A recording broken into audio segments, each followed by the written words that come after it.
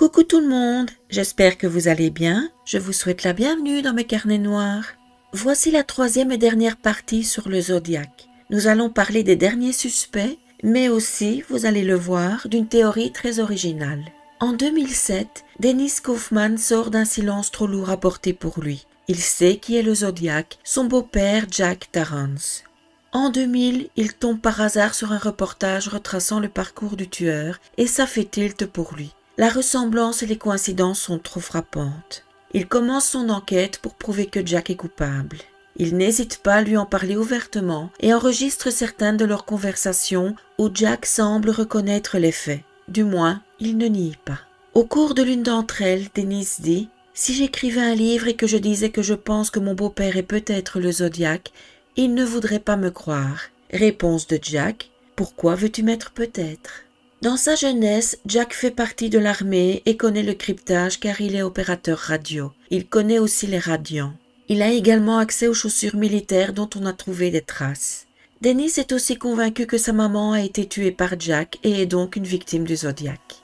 Jack décède en 2006 et Dennis fait du tri dans ses affaires, ce qui va apporter encore plus d'indices de sa culpabilité, selon lui, voire même un peu de trop. Dans une boîte verte métallique, il trouve un couteau dont la lame est brisée avec des taches de ce qui semble être du sang dessus. Un étrange dessin fait par Jack qui nous rappelle quelque chose et des pellicules de photos non développées. En démontant un amplificateur, il découvre une cagoule noire avec le symbole du zodiaque. La même cagoule que celle décrite dans l'attaque du lac Berryessa. Si on ajoute à ça que toute la famille vivait au lac Tahoe au moment d'un autre meurtre dont le zodiaque se vante dans un de ses courriers, c'est jackpot. Dennis, qui a des écrits de son beau-père, fait appel à une examinatrice en documents légaux, Nanette Barthaud, pour les comparer avec les lettres du zodiaque, et ça colle. En faisant développer les pellicules, Dennis voit des images horribles de meurtres. Enfin, c'est plutôt brouillon comme photo. Je ne vais pas les publier car on risque de supprimer ma vidéo, mais vous pouvez les trouver sur le net. Et sur une de ces photos, Dennis est certain de voir le visage torturé d'Elizabeth Short. En plus d'être le zodiaque, Jack est également l'assassin du dahlia noir. Pourquoi pas? Mais il y a des petits détails qui ne collent pas. La cagoule pour commencer. Brian Hartnell a décrit une cagoule en coton noir et celle de Jack est en toile de jute. Le symbole du zodiaque au lac était de couleur blanche, celui de Jack est couleur dorée. Ce même symbole était cousu sur la cagoule d'après Brian, il est simplement dessiné sur celle de Jack, et il n'est pas centré par rapport au trou pour les yeux. Au moment de certaines des attaques, Jack se trouve au Texas et la maman de Dennis est en réalité décédée du diabète. Dennis donne tout ce qu'il a au FBI pour analyse, mais rien de concluant n'en ressort. Les tests ADN n'incriminent pas et n'excluent pas Jack de la liste des suspects, même si beaucoup pensent que Dennis a juste essayé d'avoir son heure de gloire et de se faire un peu d'argent au passage. Le 8 février 2012, le livre de Zodiac Killer Cover-Up paraît. Il est écrit par un policier à la retraite, Lyndon Lafferty, âgé de 79 ans, avec l'aide d'autres anciens policiers. Dans son livre, il donne au suspect le nom de George Russell Tucker, qui s'appelle en réalité William Joseph Grant. On sait très peu de choses sur cet homme. Il est né le 6 mars 1920 à Winchester et est enrôlé le 7 janvier 1942 dans l'armée américaine, où il est opérateur radio pour l'armée de l'air. Il est démobilisé le 8 novembre 1945. Il devient agent immobilier et épouse Marianne. Celle-ci rencontre un juge alors qu'elle est jurée suppléante lors d'un procès et devient sa maîtresse. Le mobile de William serait la rage d'être un mari trompé et par un représentant de la loi en plus. D'où cette manie d'envoyer des lettres pour narguer les autorités. Selon Rafferty, ses collègues et lui-même suspectent rapidement William Grant après l'avoir surpris à se garer sur des aires de repos avec un véhicule semblable à celui conduit par le Zodiac. Et devinez quoi? La sœur de Darlene Ferrin le reconnaît comme étant l'homme qui a harcelé sa sœur quand ils lui ont montré sa photo. Mais leur supérieur leur demande de le laisser tranquille car il n'est pas une personne digne d'intérêt. Grant obtient même une injonction en 1973 pour que la police le laisse tranquille. En 2002, des tests ADN innocentent Grant. Lafferty est néanmoins certain qu'il est le Zodiac. Grant est décédé à peine 6 jours avant la sortie du livre mettant en avant sa possible culpabilité. En 2014, Randy Kenner rend public les aveux que son meilleur ami lui a fait sur son lit de mort. En 2001, Louis Meyers apprend qu'il lui reste peu de temps à vivre. La cirrhose qu'il traîne depuis des mois est en train de gagner le combat et il veut soulager sa conscience. Il est le Zodiac. Il accepte que Randy en parle mais seulement quand il sera mort, ce qui arrive en 2002. Tout ça est assez difficile à croire car à l'époque de la première attaque du Zodiac, Louis n'a que 17 ans. D'après lui, le mobile est simple. Sa petite amie l'a quitté et il décide donc de se venger sur des couples qui semblent heureux.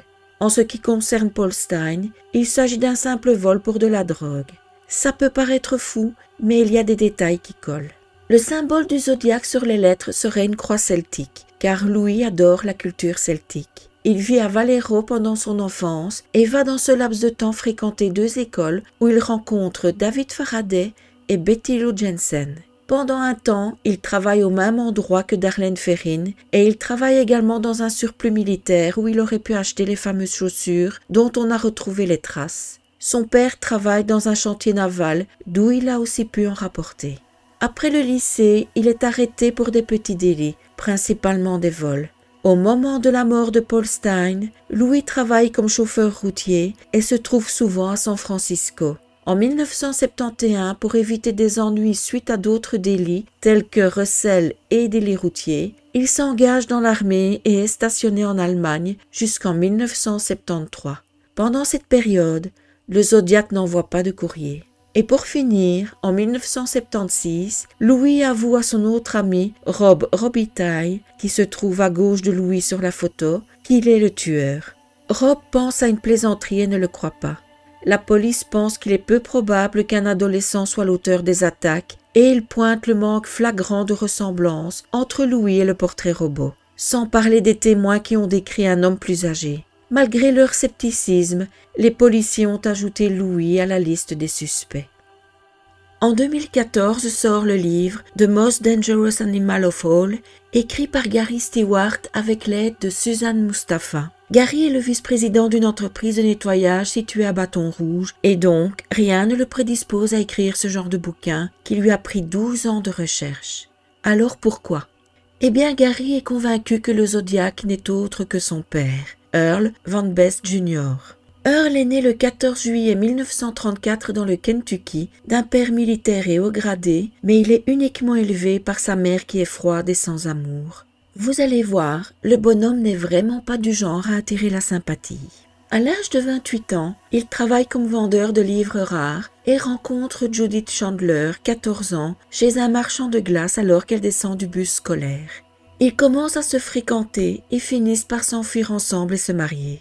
De retour à San Francisco, Earl est cueilli par la police et jugé pour enlèvement, viol et délinquance sur mineurs. Dans les journaux, l'affaire est appelée Ice Cream Romance et Earl finit en prison. Earl dit au journaliste qui l'interroge « Je ne peux pas empêcher la différence d'âge. J'aime Judy et elle m'aime. C'est un coup de foudre. » Judith, qui est enceinte, attend la sortie de prison de Earl et ils s'enfuient à nouveau ensemble. Direction la Nouvelle-Orléans. C'est là que Gary voit le jour le 12 février 1963. Un mois après sa naissance, Earl embarque son fils à Bâton Rouge où il l'abandonne tout simplement dans une cage d'escalier. Il est de nouveau arrêté et placé en hôpital psychiatrique. Judith, qui comprend qu'elle s'est fourvoyée avec ce type, propose son fils à l'adoption et retourne dans sa famille à San Francisco. Ce n'est qu'en 2002 qu'elle reprend contact avec Gary et lui raconte les circonstances de sa naissance et le nom de son père biologique. Gary part à la recherche de cet homme afin d'obtenir sa version de l'histoire et il apprend qu'il est mort le 20 mai 1984 à Mexico. Ce qu'il découvre sur lui confirme que c'est un sale type. Il a été arrêté plusieurs fois pour de petits délits, mais aussi pour des choses bien pires, telles que des agressions sur enfants. Ce qui le frappe en premier, c'est la ressemblance évidente entre son père biologique et le portrait robot du Zodiac. En regardant en 2004 une émission sur l'affaire, il reconnaît son père à la télé. Sauf qu'il s'agit de l'image de l'homme que tout le monde traque depuis des décennies. Gary entame alors ses longues recherches qui vont, d'après lui donner toutes les preuves de la culpabilité de Earl. Pour commencer, il est libéré sur parole en juillet 1965 et le premier meurtre officiel du Zodiac a lieu en 1968. Il n'est donc pas en prison au moment des faits.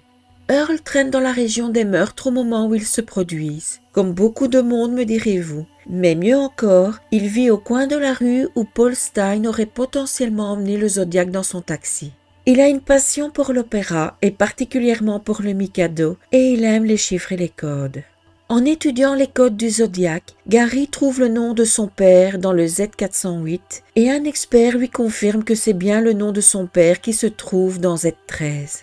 Gary met la main sur le certificat de mariage de ses parents et fait de nouveau appel à un expert qui affirme que l'écriture d'Earl est très probablement celle du Zodiac. Concernant les empreintes, il y a une cicatrice sur l'index gauche de Earl qui apparaît également sur les empreintes relevées sur le taxi de Paul Stein. La boucle est bouclée. Gary fait part de ses déductions à la police et demande que l'ADN de son père soit comparé avec celui trouvé sur les timbres. Sa demande est étudiée et rejetée. Earl ne semble pas être un suspect sérieux. Mais pourquoi alors qu'il y a tellement d'indices?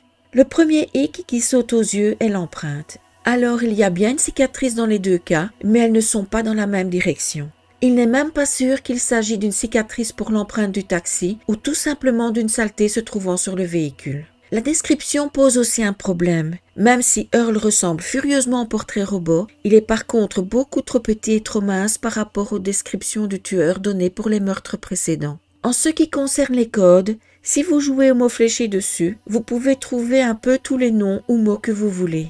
Voici un exemple. Vous pouvez trouver ton, germe, fort, loft et j'en passe. On peut même trouver 2 pseudonymes de Lawrence Kane. Quant à Z13, c'est encore mieux. L'expert dit que c'est bien Earl Van Best Jr. car il y a 13 cryptogrammes et il y a 13 lettres dans Earl Van Best Jr. Voilà. Pour l'écriture, vous allez rire. Donc, l'expert qui a comparé l'écriture de Earl sur l'acte de mariage avec celle du Zodiac a utilisé ce document qui a en réalité été écrit par le prêtre qui l'a célébré. Pour preuve, voici d'autres documents écrits de la main de cet homme qui, bien entendu, n'a rien à voir avec le tueur. Et voilà la véritable écriture d'Earl. Ça ressemble tout de suite moins à celle du Zodiac.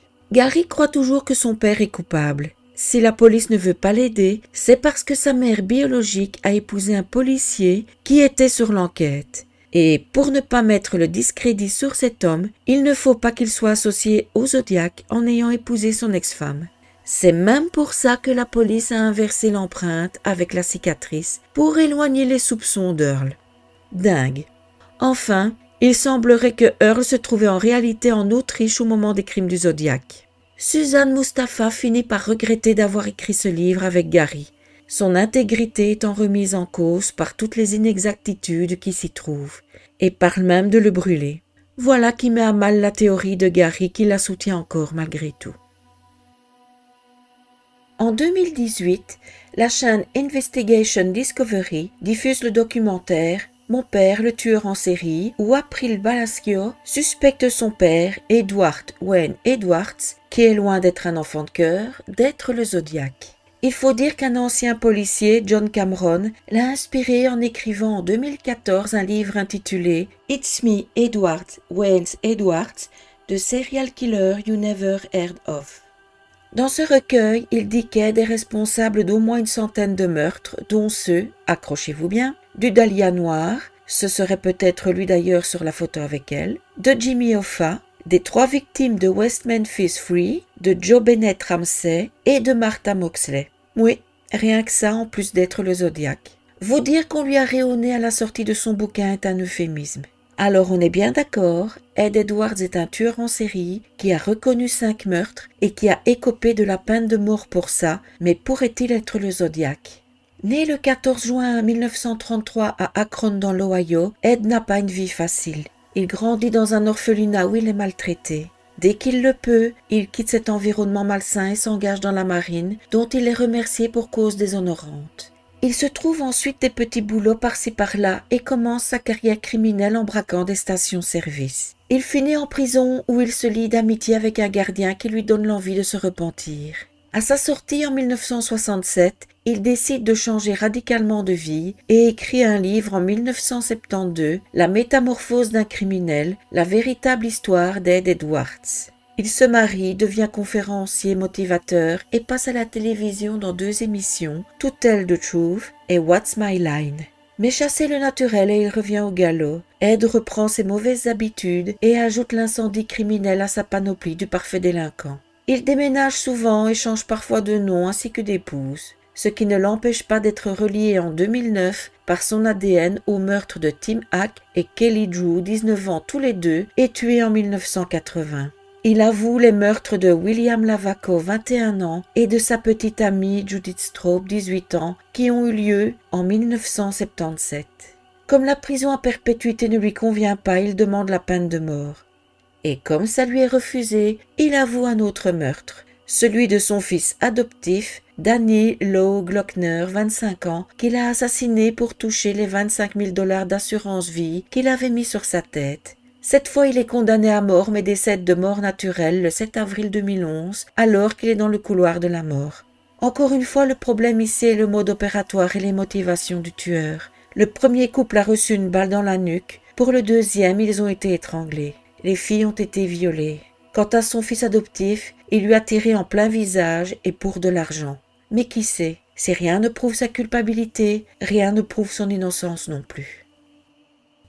Pour rester dans les enfants qui accusent leurs parents, Deborah Perez, qui est agent immobilière à Corona, affirme que son beau-père, Guy Ward Hendrickson, est le Zodiac. C'est en regardant une émission sur l'affaire que ses souvenirs se réveillent. Né à Velva dans le Dakota du Nord en 1915, Guy travaille un peu partout comme charpentier et se marie 3 fois. Il vit dans l'Oregon et en Californie la plupart du temps. Deborah Perez n'est qu'une enfant et vit au Mexique quand Guy rencontre et épouse sa mère. Il ramène toute la famille aux États-Unis. Au moment des meurtres, Guy emmène parfois Deborah avec lui et la laisse dans la voiture. Ne me demandez pas pourquoi, je n'en sais rien du tout. Pour le bruit des coups de feu, il lui dit qu'il s'agit de pétards. Il lui demande aussi de l'aider en écrivant les lettres qu'il envoie aux journaux. C'est elle qui a écrit la lettre envoyée à l'avocat Melvin Belli. Elle est même en possession des lunettes de Paul Stein que Guy lui a pris après l'avoir tué. Tout ça est bien beau, mais le problème est que Guy est trop âgé par rapport aux descriptions données du tueur. Brian Hartnell, qui a longuement parlé au Zodiac, dit que sa voix est celle de quelqu'un de jeune. Guy a plus de 50 ans au moment de cette agression. Les analyses des lunettes ne permettent pas de les relier que ce soit à Paul Stein ou au Zodiac. Quant à la lettre, je dois reconnaître que je connais peu d'enfants de 7 ans qui écrivent aussi bien. Tout ça est très confus. Je dois également ajouter qu'une des filles de Guy menace de porter plainte pour diffamation contre Deborah qui salit le nom de son père. Dernière information, Deborah dit également être la fille illégitime de JFK. Fille d'un président assassiné et belle-fille d'un tueur en série, voilà un fameux pédigré. En 2021, un groupe d'une 40aine d'enquêteurs bénévoles, appelés Case Breakers, affirme avoir trouvé l'identité du Zodiac. Ce groupe, c'est pas du tout un truc d'amateur. Il est dirigé par le journaliste d'investigation Thomas J. Colbert et est constitué d'agents du FBI, de légistes et de détectives. D'ailleurs, ils sont maintenant sur les traces de D.B. Cooper. Leur suspect dans notre affaire est un homme qui est décédé en 2018, Gary Francis Post. C'est d'ailleurs un agent du FBI qui leur a signalé ce suspect qui est entré dans leur dossier en 2016 alors qu'il est arrêté pour violence domestique. Il est alors âgé de 78 ans. Post est né le 8 novembre 1937 à New York. Une fois adulte, il travaille comme opérateur radio pour l'armée de l'air américaine. C'est pendant cette période, en 1959, qu'il est victime d'un accident de la route où un pilote qui l'accompagne perd la vie. Post s'en sort avec des cicatrices sur le front ainsi que de graves blessures au crâne et au cerveau. Quand sonne l'heure de sa retraite de l'armée, il trouve un emploi comme peintre en bâtiment à Groveland en Californie. Il se marie et le couple donne naissance à un fils. Et c'est là que Post commence à débloquer. Avec sa femme, il garde parfois Gwen, la fille des voisins. Gwen témoigne que Post lui apprend à tirer et qu'il est violent avec sa femme, qui dort d'ailleurs souvent sur le canapé. Il fonde un groupe d'une dizaine de jeunes hommes appelés les Posts, à qui il apprend à fabriquer des bombes. Il leur demande de jeter des pierres dans les vitres des nouveaux policiers qui arrivent en ville et il prête des armes à des personnes suicidaires. Un de ces hommes, Chris Avery, témoigne que Post est un homme sans conscience. Il tue toutes sortes d'animaux pour le plaisir de faire souffrir et il s'enduit de sang. Chris dit que Post l'a transformé en machine à tuer. L'ex-compagne de son fils, Michelle Wynne, témoigne même que Post envoie ses hommes la harceler après sa rupture avec Post Jr. jusqu'à ce qu'elle change de ville et même d'État. Chris Avery quitte Groveland en 2010 après avoir vu un portrait robot du Zodiac. Il est sûr qu'il s'agit de Post. Quand il ose lui poser la question, Post l'attaque avec un gros marteau. En 2016, Post pousse sa femme dans les escaliers et est arrêté. Il est reconnu mentalement incompétent à subir son jugement et est envoyé à l'hôpital d'État de Californie à Napa. En 2018, avant que le nom de Post n'apparaisse publiquement, un certain Glyn Barnes répond à un forum demandant qui est le Zodiac. Et sa réponse est Gary Francis Post. Celui-ci décède le 23 août 2018. Cette même année, Gwen rend visite à la veuve de Post qui lui dit « Je suis désolée de ne pas avoir parlé à la police de ce qu'il a fait ». Donc, les enquêteurs de Case Breakers rassemblent des preuves contre lui. Selon eux, la cicatrice au front de Post colle parfaitement avec le portrait robot du tueur. En plus, ils disent qu'il faut utiliser le nom complet de Post pour arriver à déchiffrer les codes des courriers du Zodiac. Un poteau se trouvant à Groveland en Californie porte la marque du Zodiac. Cette propriété appartenait autrefois à Gary Post. Les Case Breakers sont en plus certains de pouvoir relier Post au meurtre de Cheri Jo Bates. La montre retrouvée près du corps est tachée de peinture blanche. Post est peintre en bâtiment. Il est à l'hôpital de la base aérienne de Marsh qui se trouve à 15 minutes de l'endroit où Cheri est assassinée. Et les empreintes de pas sur les lieux correspondent à la pointure de Post. Leur conclusion ne semble pas convaincre tout le monde. Certains disent que l'histoire des cicatrices sur le front ne veut rien dire. Beaucoup d'hommes ont des rides sur le front. D'après Tom Voigt, les lignes sur le front ont simplement été ajoutées par le dessinateur pour remplir le dessin. Aucun témoin n'a parlé de rides ou cicatrices sur le front. Pour la mort de Cheri Jo, la police de Riverside réfute l'implication du Zodiac même si le FBI pense que c'est lié. L'équipe de Case Breakers demande depuis 2021 que l'ADN de Post soit comparé à celui des cheveux trouvés dans la main de Cheri Jo. Demande refusée jusqu'à présent. En 2023, l'équipe de Case Breakers analyse des armes et munitions que Post avait offertes à ses fidèles avant de mourir. Ils obtiennent un ADN partiel qui pourrait relier Post au meurtre de Cheri Jo. Le FBI ne reconnaît pas Post comme un suspect valable.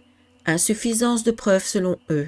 Les Case Breakers accusent le FBI de dissimulation, accusation auquel le FBI n'a pas pris la peine de répondre. Pour le prochain suspect, je vous ai déjà parlé de lui dans une autre vidéo que je vous mets en lien, Meurtre au manoir, car il est soupçonné du meurtre de la jeune et belle Valérie Percy. Il s'agit de William Torrensen, troisième du nom. L'écrivain Glenn Wall, dans son livre Zodiac Maniac, l'accuse du meurtre de Valérie, mais aussi d'être le tristement célèbre tueur en série. Je vous résume son histoire. Né le 9 octobre 1937 dans une famille riche, William se démarque rapidement par son trouble de l'élocution, mais surtout par son mauvais caractère et ses actes plus que répréhensibles, qui lui valent le surnom de Wild Bill et quelques séjours en institution psychiatrique. Il épouse Louise et ils ont un fils, ce qui ne calme pas du tout le bonhomme. Tentative de meurtre, explosion de bombes pour effrayer un disc-jockey d'une radio locale, bagarre, vol, trafic, possession d'armes, corruption, etc. Il est soupçonné d'avoir tué son petit frère, d'avoir engagé quelqu'un pour tuer ses parents et pour tuer sa femme. Épouse qu'il trompe et maltraite à tour de bras jusqu'à ce qu'elle finisse par l'abattre en état de légitime défense le 10 juin 1970. Alors pourquoi pourrait-il être le Zodiac, en plus du fait évident que c'est un fou furieux? En tout premier, il a un air de ressemblance avec le portrait robot. Vous allez me dire, il ne porte pas de lunettes. Eh bien, n'oubliez pas que dans un de ses courriers, le Zodiac dit qu'il ne ressemble au portrait que quand il tue. En dehors de ses meurtres, il ne ressemble pas à ça. Peut-être que William utilise la technique de Superman qui devient Clark Kent uniquement en portant des lunettes. Les témoins du meurtre de Paul Stein décrivent un homme avec des cheveux errant sur le roux. C'est le cas de Bill. Il habite d'ailleurs tout près des lieux du crime. La police recherche Zodiac dans le coin sud-est du parc Presidio quelques minutes après le meurtre de Stein. Zodiac mentionne la recherche dans une lettre dans laquelle il déclare que pendant qu'il le recherchait, la police ne s'est jamais approchée de lui et se trouvait à l'ouest. La maison de William à San Francisco se trouve exactement à 2 pâtés de maisons à l'est de la zone du parc que la police fouillait. Dans la célèbre lettre Bus Bomb, le tueur décrit son intention de faire exploser une grosse bombe. Et on connaît la capacité de Bill à faire sauter ce qui le dérange. L'officier de police de San Francisco, Donald Foote, voit un suspect correspondant à la description de William marcher vers l'est, puis vers le nord, près de la scène du crime, quelques minutes après le meurtre de Stein. Foote déclare que le suspect marchait légèrement penché en avant et la tête baissée. D'après une photo de lui dans le livre écrit par sa femme en 1974, il marche de cette façon. Certaines personnes soupçonnent depuis longtemps que le tueur avait des liens avec l'armée. La plupart des armes de William sont des armes militaires qu'il achète auprès d'un marchand d'armes qui approvisionne des milices. En décembre 1969, Zodiac écrit à l'avocat de San Francisco, Melvin Belli, pour lui demander de l'aide. Au milieu des années 60, Belli a aidé William à éviter son extradition vers l'Arizona, où il a été accusé d'attentat à la bombe. Valérie Percy, que le FBI croyait assassinée par William, et 2 victimes du Zodiac ont été probablement poignardées à la baïonnette. L'utilisation de baïonnettes lors d'attaques contre des civils est un scénario pratiquement inédit. L'assassin de Valérie Percy a tracé un cercle avec une croix dessus dans la vitre d'une porte de la maison de sa famille. Le Zodiac signe ses lettres aux médias avec un cercle et une croix. Des témoins ont vu des véhicules sur les 2 premières scènes de crime du Zodiac mais n'ont pas été en mesure d'en décrire la marque ou le modèle. William possède une Ferrari, une voiture rare. Le témoin qui a vu la voiture du Zodiac lors de la 2e attaque décrit une voiture dont la taille et la couleur correspondent à la Ferrari de William. Bien que les sous-sols soient rares en Californie, Zodiac révèle qu'il en a un chez lui. Dans son livre, l'épouse de William écrit que leur manoir de Pacific Heights possède un sous-sol. Kathleen Jones, la femme qui a réussi à s'échapper de la voiture de son kidnappeur, déclare avoir vu des vêtements d'enfant dans la voiture. Le fils de Bill a 7 ans à cette époque. Elle dit aussi que cette voiture n'est pas propre. Bill a la réputation d'être désordonné et crade. Après le 10 juin 1970, date de la mort de William, il n'y a plus d'observation, d'attaque ou d'appel téléphonique du Zodiac. Les enveloppes contenant les envois changent de 2 manières. Leur 2e timbre a disparu, le Zodiac a posé un double affranchissement sur les lettres précédentes et les annotations contenant le mot éditeur ont disparu. Les courriers envoyés après la mort de William ne prouvent pas qu'ils ont été envoyés par le tueur. Et pour finir, l'écriture de Bill ressemble à l'écriture sur l'enveloppe contenant une des lettres envoyées après le meurtre de Sherry Joe. Cet homme est définitivement intéressant, mais rien n'a été fait jusqu'à ce jour pour confirmer sa culpabilité ou pour le retirer de la liste des suspects. Pas de test ADN, pas de comparaison d'empreintes ni d'études de graphologie. Les autorités ne pensent tout simplement pas qu'il soit coupable. Je suppose qu'il y a de bonnes raisons à ça. Dommage qu'on ne les connaisse pas. Kevin Robert Brooks va sortir son livre Zodiac de Montana Connection, où il parle de son suspect favori, Donald Lee Bujock. Ne me demandez pas la date de sortie, elle reste secrète. Parlons un peu de Donald. Né à Roundup dans le Montana le 6 juillet 1936, le jeune Donald est la risée des autres enfants à cause d'un trouble de la parole. En 1954, il s'engage dans la 6e division d'infanterie où il reste pendant 8 mois et est stationné à Fort Ord. Vous pouvez voir dans le coin inférieur gauche de la photo une piste d'atterrissage pour hélicoptère qui ressemble au symbole du Zodiac. À l'âge d'à peine 21 ans, Donald est condamné à perpétuité pour le meurtre au 1er degré du sous-shérif Otto Fossen, abattu de 5 balles le 5 octobre 1957. Il purge sa peine dans la prison d'Old Montana et il en sort de manière surprenante après 11 années de détention à peine. Un de ses anciens codétenus, qui est aussi un de nos suspects, Edward Wayne Edwards, qui a écrit son livre sur ses années de prison Métamorphose d'un criminel, y parle de Donald dans ces termes. Un détenu qui m'a particulièrement marqué était l'homme qui a tué le shérif adjoint. Cet individu dément montrait un intérêt considérable pour la science-fiction et la littérature égyptienne. Il croyait que quiconque qu'il tuerait serait son esclave dans sa prochaine vie. Il était généralement détesté et méfiant des autres détenus. Personnellement, je sentais qu'il était l'une des personnes les plus dérangées et potentiellement dangereuses de la prison. On ne savait jamais quand il allait éclater. Malheureusement, ce détenu m'idolâtrait pour la simple raison que j'avais gagné le respect de la population carcérale, quelque chose au fond qu'il voulait désespérément faire. Il avait un don surnaturel pour donner la chair de poule. Aujourd'hui, quand je pense à tous les types que j'ai rencontrés dans ce pénitencier, cet homme reste mon souvenir le plus inconfortable. Étrangement, la libération de Donald a lieu 3 jours avant l'attaque sur Herman Road. Autre coïncidence, Lors de l'attaque au lac Berryessa, l'agresseur prétend s'être évadé de la prison du Montana, dont Donald vient de sortir.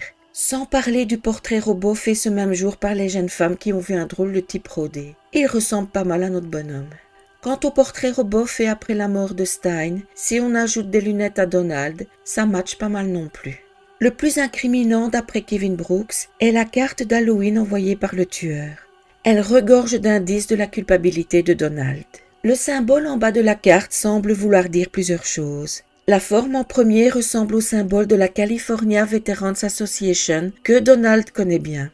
Si on décompose ce même symbole, on peut voir un Z, un V, un F et 4 points. Kevin Brooks pense que cela veut dire que Zodiac est un vétéran avec 4 F, ce qui veut dire qu'il a été libéré de l'armée pour raison de problèmes de santé mentale. Voici la définition exacte. Le participant n'est pas acceptable pour le service militaire. Pour être éligible à la classe 4F, un inscrit doit avoir été jugé non qualifié pour le service dans les forces armées par une station de traitement des entrées militaires, sous les conditions physiques établies, mentales ou morales.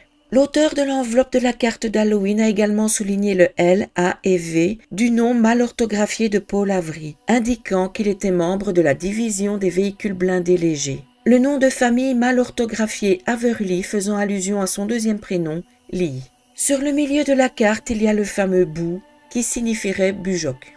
La position du squelette rappellerait les positions dans lesquelles les prisonniers étaient mis quand ils étaient punis, pendus par les poignets aux barreaux des cellules, et la position du corps de Stein dans son taxi. Dans sa lettre petite liste, le Zodiac parle des tortures qu'il fera subir à ses esclaves au moment de sa mort. Les autres seront placés dans des cages, nourris au bœuf salé jusqu'à ce qu'ils soient rassasiés. Puis je le ferai, écouter leurs demandes d'eau et je me moquerai d'eux. L'une des manières de punir les prisonniers pendant que Donald est en prison est de donner uniquement du pain et 2 tasses d'eau pour nourrir les détenus. Quelquefois, ils ont droit à du porc hyper salé. Affamés, ils se jettent dessus et réclament plus d'eau, ce qui leur est refusé. La carte des 13 trous serait aussi une preuve de la culpabilité de Donald. Elle est postée le 5 octobre 1970. C'est-à-dire exactement 13 ans jour pour jour après le meurtre du sous-shérif Fossen. Kevin Brooks pense que Donald a fait un trou dans cette carte chaque année à la date anniversaire du crime qui l'a conduit en prison. Tout ça est vraiment perturbant, mais il n'y a rien de concret. Pire encore, les empreintes de Donald ne correspondent pas avec celles supposées du Zodiac. Quant à Kevin Brooks, il parle de la sortie de son livre depuis des années, mais rien ne vient. D'après certains, tout simplement parce qu'il n'a rien de concret à dire. Et si les crimes de la baie de San Francisco étaient reliés à d'autres tout aussi brutaux et non résolus? Si le Zodiac et le monstre de Florence n'étaient qu'une seule et même personne? Ça paraît dingue, mais vous allez voir, ça ne l'est peut-être pas autant que ça. Un journaliste italien, Francesco Amicone, a même recueilli les aveux du tueur. Il s'appelle Joseph Bevilacqua. Né le 20 décembre 1935 à Totowa dans le New Jersey, il trouve rapidement sa voie, l'armée. Le 14 juillet 1953, il tente de s'enrôler dans la marine mais est refusé car il est encore mineur. Il lui suffit d'un peu de patience pour voir son rêve se réaliser. Le 18 mai 1954, le voilà engagé à Fordyce dans le New Jersey. Le 28 octobre de la même année, il part avec son régiment pour l'Allemagne d'où il revient le 21 novembre 1957 avec un diplôme de chimie en poche. Le 30 mai 1963, il est transféré à Livourne en Italie où il obtient le grade de sergent et des fonctions dans les opérations d'état-major chimique. Le 1er juin 1964, il devient assistant aux enquêtes criminelles. Le 27 septembre 1965, il est de retour à Augsbourg en Allemagne avec le poste d'assistant d'enquête criminelle à l'état-major du 8e commandement de la ville et est transféré le 14 mai 1966 au quartier général de Lusatsi. Le 4 août 1966, retour aux USA. Le 2 février 1968, il est transféré au Vietnam où il est sergent d'infanterie anti-char. Le 4 mai de la même année, il reçoit la médaille Silver Star pour ses actions héroïques sur le terrain. Le 7 février 69, il revient aux USA et devient chef d'état-major adjoint de la logistique en tant que spécialiste des opérations de renseignement à Monroe en Louisiane. Il y reste jusqu'au 30 avril 1970. Il est ensuite transféré à Heidelberg jusqu'au 1er décembre 1973. En 1974, l'heure de sa retraite de l'armée sonne et il retourne vivre en Italie, à Florence, où il se trouve un emploi dans un cimetière américain, le cimetière Falciani. Malgré tous ses voyages, Joe réussit à se marier avec une Américaine qui le rejoint à Florence. Ils se séparent en 1977 et Joe se remarie le 23 août 1984 avec Mary Torelli qui est déjà maman d'une fille, Anna Maria. Le 6 juin 1994, il témoigne au procès de Pietro Pacciani qui est suspecté d'être le monstre de Florence. Selon lui, il a vu les victimes françaises du monstre, Nadine Morio et Jean-Michel Kraveichvili, qui ont été découverts assassinés le 9 septembre 1985, quelques jours avant leur mort avec l'accusé. Il faut dire que le crime s'est commis à 300 mètres à peine à vol d'oiseau de son domicile. Jusqu'ici, tout ça est crédible, mais ce qui le rend soudainement suspect, c'est qu'il affirme avoir été au courant des meurtres le lendemain des faits alors que la nouvelle n'a pas encore été rendue publique. Voilà qu'on commence à le regarder un peu de travers, cet homme à la carrière tellement honorable, et à penser qu'il pourrait être le monstre. Et si c'est le cas, pourquoi ne serait-il pas aussi le Zodiac? Il a vécu aux États-Unis et les modes opératoires des deux tueurs sont proches. Ils s'en prennent à des couples et écrivent des courriers. Le journaliste italien décrypte même Z13 qui donne pour réponse son suspect. Le hic, c'est que Bevilacqua se trouve au Vietnam au moment des premiers meurtres du Zodiac. Alors, notre journaliste dit qu'il est revenu en permission aux USA, mais il n'y a aucune trace de ça nulle part. S'il y a de grandes similitudes entre les deux meurtriers, il y a aussi pas mal de différences.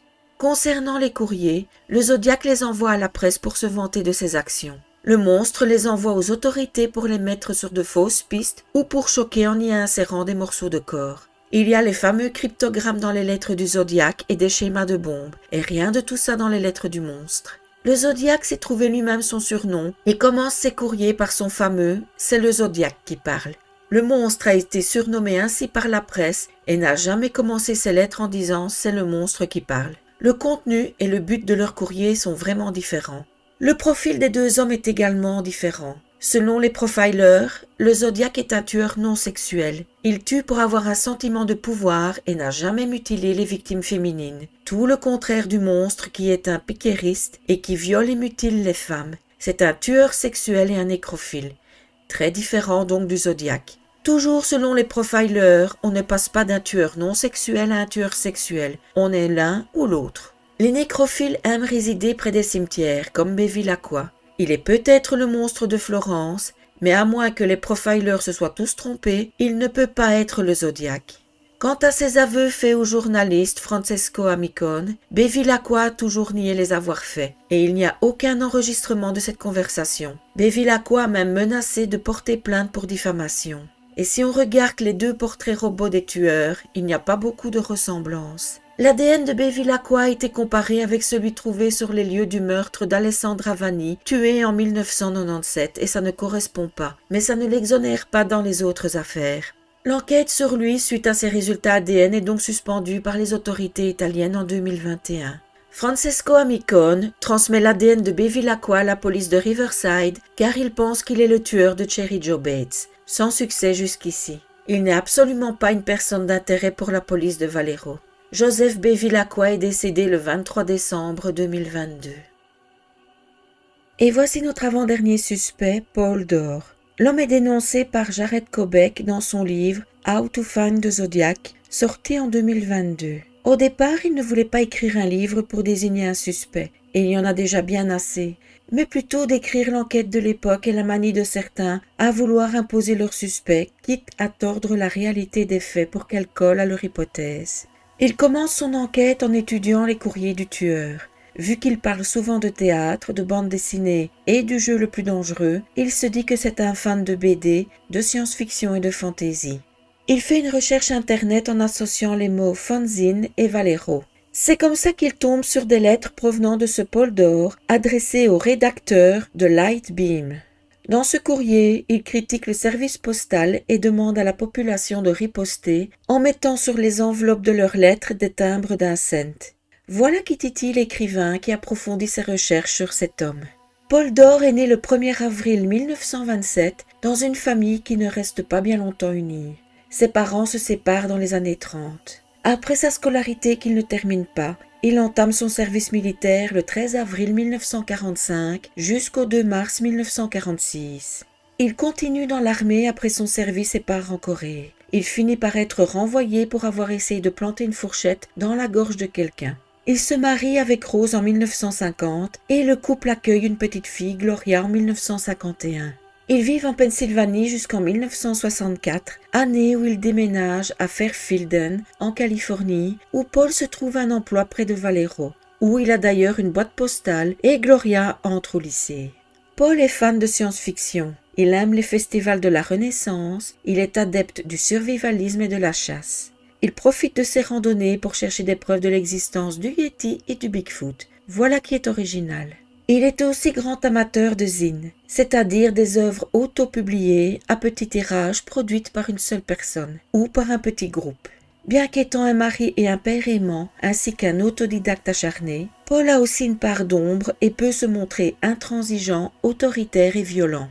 Jared Kobek creuse plus loin la vie de Paul Dore et trouve des éléments plus que perturbants reliant Paul au Zodiac. Dans un des zines de Dore publié en avril 1970, il parle de cryptage et utilise un langage runique pour créer des codes.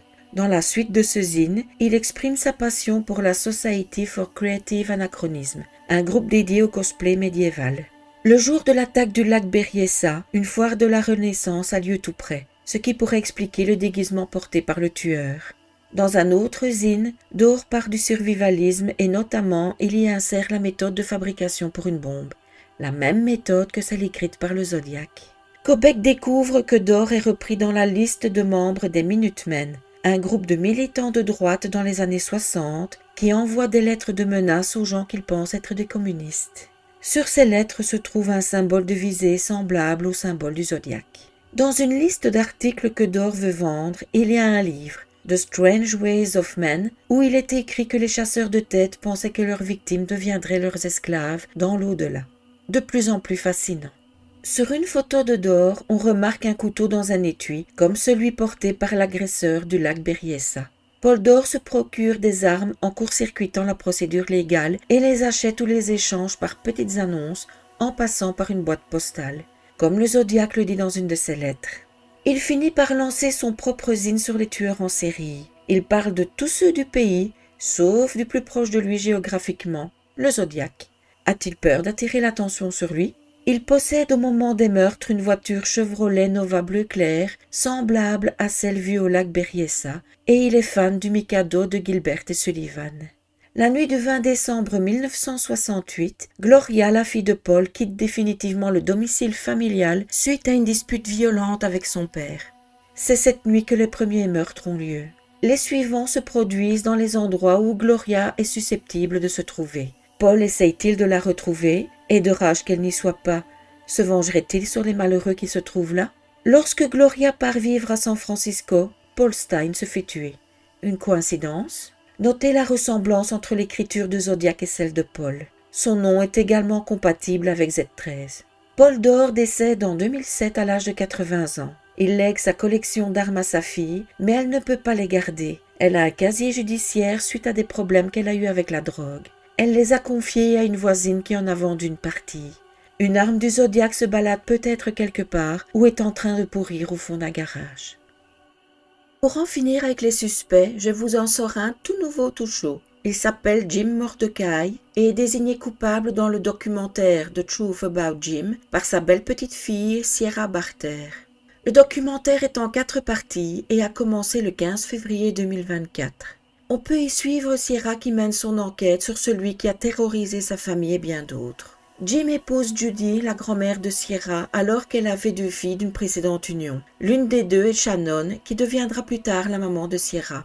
L'homme ne supporte pas la frustration et fait régner la terreur sur sa famille. Il ajoute à ce tableau déjà bien noir des agressions sexuelles sur ses belles-filles et sur beaucoup d'autres. Il faut dire que son métier d'enseignant lui offre des proies sur un plateau. Il menace ses victimes qui n'osent rien dire. Il finit par être dénoncé et se voit enfin obligé de quitter l'enseignement. Il décède d'un cancer en 2008 au grand soulagement de ses proches. D'après Sierra, Jim vivait près de l'endroit où se sont produits les premiers meurtres. Il se rendait régulièrement à l'UC Davis qui ne se trouve qu'à 1 heure de San Francisco, ce qui pourrait concorder avec le meurtre de Paul Stine. Il disparaissait des heures durant au volant de sa voiture sans jamais expliquer où il allait et ce qu'il faisait. Sierra est presque certaine qu'il est le coupable d'une série de meurtres non résolus que l'on relie parfois au Zodiac. Elle met également en avant sa ressemblance avec le portrait robot. Les spécialistes de tueurs doutent de sa culpabilité. Encore une fois, Jim est un agresseur sexuel et a commis beaucoup de dégâts avec ses agissements, mais le Zodiac n'a pas commis d'agression sexuelle sur ses victimes. Sierra demande des comparaisons de l'ADN de Jim avec celui trouvé sur une des victimes de la fameuse série de meurtres dont on soupçonne également le Zodiac et envoie le rapport ADN de Jim au bureau du shérif du comté de Sonoma le 12 août 2022, mais il n'y a toujours pas de résultat. Peut-être que ce documentaire va permettre de les débloquer. Et si la raison pour laquelle le Zodiac n'a pas été attrapé est qu'il n'a jamais existé? C'est la question que se pose le professeur Thomas Henry Horan dans son livre The Myth of the Zodiac Killer, A Literary Investigation. Soyons clairs, pour lui cette affaire est une véritable imposture. Bien sûr, il ne nie aucunement que ces meurtres ont eu lieu. Il dit tout simplement que le célèbre tueur est une invention littéraire. Mais par qui, pourquoi, comment et qui aurait vraiment tué ces jeunes gens? La première chose qui le fait tiquer, c'est que le tueur utilise des armes différentes à chaque fois. Une fois, il se déguise et parle avec ses victimes avant de les attacher et les tuer en plein jour, alors qu'il se contente de tuer les autres victimes de nuit et sans s'embarrasser de leur parler. Alors qu'il ne s'attaque qu'à des couples dans la région de Valero, il se retrouve à San Francisco pour tuer un chauffeur de taxi, et chose qu'il n'avait jamais faite avant, il prend un souvenir sous forme d'un morceau de chemise. Les descriptions faites par les témoins sont aussi assez différentes. Quand on compare les portraits robots de l'attaque du lac Berryessa et du meurtre de Paul Stine, il y a peu de ressemblances. Linda Jensen, qui était au lac et qui a vu celui qui aurait pu être le tueur, dit d'ailleurs que les autres portraits robots qui ont été faits ne ressemblent absolument en rien à ce qu'elle a vu ce jour-là. La seule chose qui relie vraiment ces crimes, ce sont les courriers. Le professeur Horan demande à des experts d'utiliser l'intelligence artificielle pour étudier ces fameuses lettres. D'après les résultats, les lettres écrites avant la mort de Paul Stine et après l'ont été par différentes personnes, car le style et la syntaxe ne sont plus les mêmes. Dans ces mêmes lettres, le Zodiac se vante de meurtres qui sont restés non résolus pendant des années, mais dont la justice a fini par trouver les vrais coupables qui n'ont rien à voir avec lui.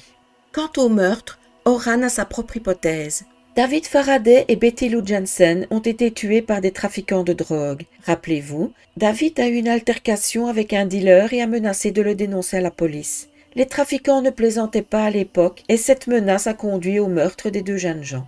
Pour Darlene Ferrin et Mike Mageau, c'est tout simplement l'ex-mari de Darlene, Jim Crabtree, qu'Horan montre du doigt. L'homme est réputé violent et a un alibi plus que bancal au moment de l'attaque. Il cuvait sa drogue au fond de son lit. Après ce meurtre, un coup de téléphone est passé par le tueur qui le revendique ainsi que les deux premiers. Selon Horan, cet appel a simplement servi à détourner l'attention de la police, de Jim Crabtree et à faire croire au même tueur pour les deux affaires. Pour le lac Berryessa, c'est Dennis Land, le garde forestier, qui a recueilli Brian Hartnell qui est visé par Horan. Il s'est empressé de saboter la scène de crime avant l'arrivée de la police et est resté hors contact radio sans raison valable pile au moment de l'attaque. Et il ressemble à l'homme décrit par les témoins. On peut se demander pourquoi il n'a pas achevé Brian au lieu de l'aider dans ce cas. Mais bon, passons.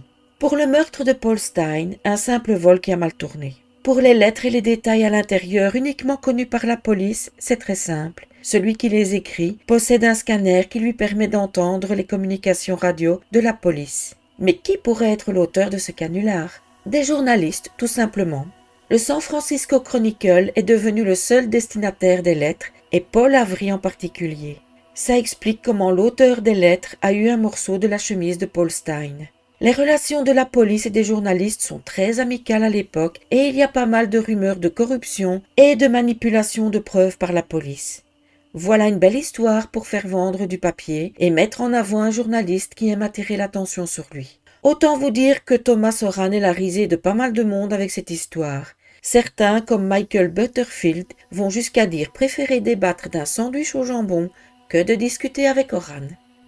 Voilà pour les suspects, du moins les plus importants car il y en a des milliers et il en arrive des nouveaux presque tous les jours. Je pense que certains dénonciateurs sont sincères, mais d'autres veulent simplement se montrer sur le devant de la scène, se venger de parents ou beaux-parents abusifs, ou même se faire de l'argent sur le dos de ces mêmes parents. Le nom du tueur est-il dans cette liste? Est-il réel ou une invention journalistique? Est-il toujours en vie? Certains suspects ont été disculpés grâce à des comparaisons avec l'ADN des enveloppes et les empreintes retrouvées sur le taxi de Paul Stein. Mais ces éléments appartiennent-ils réellement au Zodiac? Il y a encore une vidéo que j'aimerais faire sur le sujet, sans vraiment parler du Zodiac. Il s'agit des nombreux cold cases dont on pense qu'il pourrait être l'auteur, même si j'en doute très fort personnellement. Ces affaires n'en sont pas moins très intéressantes. Je vais traiter d'autres sujets avant, histoire de ne pas vous lasser. Voilà, je vous laisse avec quelques images recréées par l'intelligence artificielle d'après les différents témoignages. Pour certaines, il semble que le poids n'ait pas été pris en compte. Le tueur paraît plus mince que dans les descriptions données. À bientôt et n'hésitez pas à me donner votre avis sur cette affaire.